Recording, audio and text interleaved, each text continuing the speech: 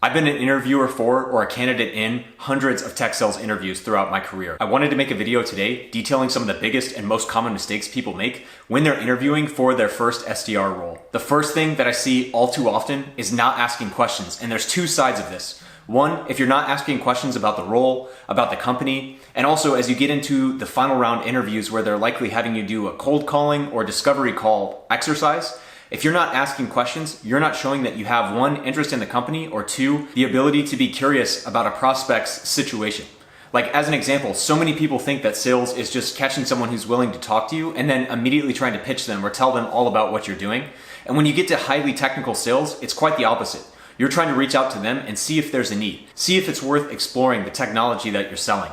And so it's not a matter of getting someone on the phone and saying, hey, I'm calling from so-and-so and here's all these great things that we do. When you're not asking questions, it shows you don't have the ability to truly understand what someone else is going through. Like if you're in an interview for a database company, that's great. And in a discovery call interview or something like that, you may be calling someone who's using a competitor's database. If you're just calling and saying, well, great, we do this so much better than the competitor, why do they even care? Even questions like, how has your experience been with this competitor's database? Are you growing your database a lot or anticipate any issues with the current technology that you're using given your roadmap? These are examples of very high level questions, but again, it doesn't even mean that you have to be prepared or you have to have a list of set questions that you're asking every time. But if someone says, yeah, we're growing our application, that's a natural indicator to then go, oh, what do you mean? Like how much are you growing? Over the next year, what does that mean in terms of the number of users on your platform, the revenue? These are things that you don't have to be a technical expert to understand and have the ability to ask questions about. And when I'm in an interview and I have someone that's sitting there trying to recite a case study that they read and they can't ask simple questions to uncover maybe if price is a pain point for the end user, or if the technology that they're using has potential limits, or if they've had a bad experience or a good experience with the technology, etc. If you're just sitting there and trying to say, oh, well, you should buy us, or do you want to take a meeting, without having the ability to ask simple questions, then there's really no point in me hiring you, as opposed to someone who maybe doesn't understand the tech quite yet, but they can hold a conversation, they can ask insightful questions. I would rather go with someone that is naturally curious and open to just having a conversation, as opposed to someone who's trying to outsmart it and say, oh, well, you should use us and here's why. The second one, and arguably the biggest, tech sales, SaaS sales, etc., is so hot as a category right now. I speak to people all the time that want to switch into tech sales, and that's great. Like, don't get me wrong, but don't come into an interview and say that, yeah, I'm frustrated with my job and I want higher income potential. And that's it. Like, that's great, but everyone in sales wants that upside and potential. So if you're coming in and saying, I'm not happy in my job, and you're making it out that like tech sales is gonna somehow save your career and be better for you, you can't articulate why. You clearly have shown that you literally just want higher income. You don't know anything about tech sales or the company you're interviewing with. How am I supposed to take you seriously and actually think that you wanna be here and do well in this role? And again, it doesn't take a ton of time to correct this. You don't have to be like, oh, this company's the greatest thing on earth and I absolutely wanna work here.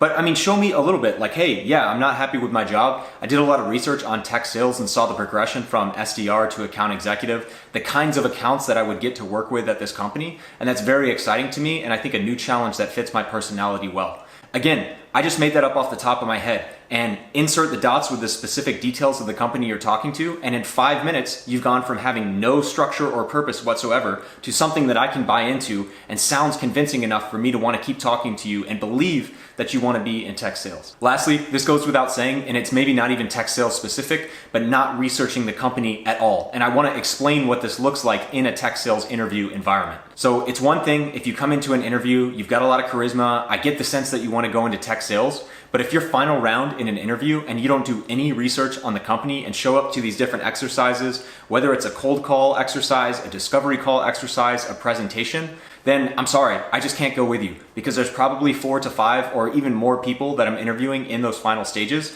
that I'm going to elect for that have done a little bit more research on the company. And again, there's always a point of diminishing returns. I'm not saying spend 20 hours studying every single company. If you're getting to these final rounds where you have cold call exercises, discovery calls, technical presentations, look online for what is a discovery call. Look online for how to run a tech sales cold call. Look online for how to lead a technical presentation. And obviously it goes without saying, go on the company website and at a minimum, look at all the videos of their core products and look at maybe 2 case studies of how end users use their product to save money, to improve their tech stack, whatever it might be, right? And again, I know this sounds like a lot, but really when you get good at it, it's gonna take maybe 30 minutes to an hour for each company, and you can start to do this much more quickly. Obviously, if you've never done a cold call, you've never done a discovery call, you've never presented on technology, it's going to take more time. But going through that exercise is going to be useful, whether you ultimately work for that company or maybe you practice and fail horribly on that first interview, but you've done it now, you've kind of gotten the big failure out of the way, and now as you go to the second interview, you've got the feedback from the first company that did not hire you, and you can start to get better and better, and this is the natural progression of sales.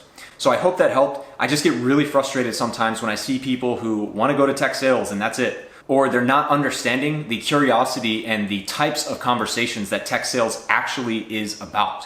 Where, again, it's great if you have charisma, it's great if you have confidence, those are going to help you for sure.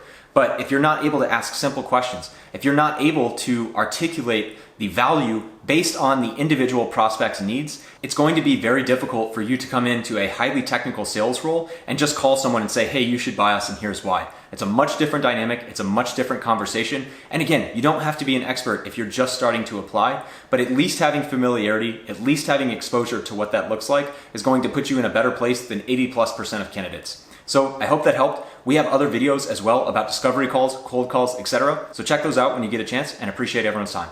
Thanks.